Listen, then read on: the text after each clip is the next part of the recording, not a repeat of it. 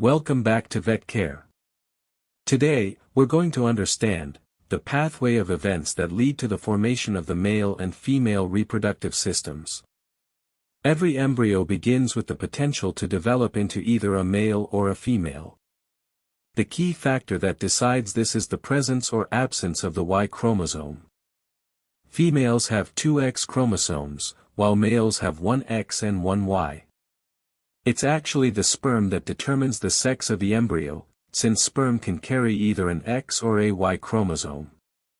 Now, the Y chromosome is special because it carries a very important gene called the SRY gene, which stands for sex-determining region on the Y chromosome. The X chromosome does not have such a gene. This single gene is like the master switch for male development. When the SRY gene becomes active, it produces a protein known as SRY protein. This protein makes the early, undeveloped gonadal ridge grow into testes. When the testes start to develop, specific cells inside them begin to perform special roles.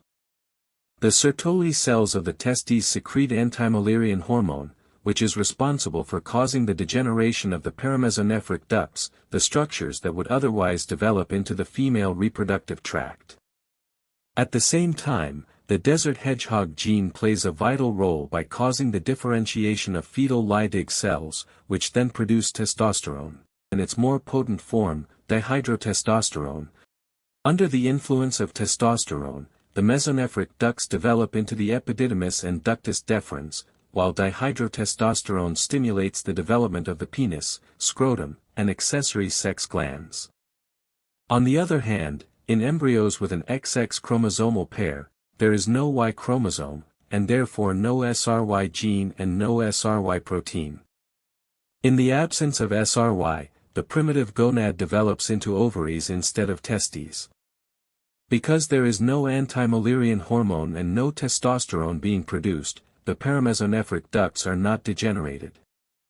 Instead, they continue to grow and develop into the main structures of the female reproductive system, the oviducts, uterus, cervix, and part of the vagina. Thus, the complete female tract is formed under the control of female-specific genes and hormones. And that's how, from a tiny difference at the chromosomal level, two completely different and beautifully coordinated reproductive systems are formed. If you found this helpful, don't forget to like, share, and subscribe for more simple and clear veterinary lessons.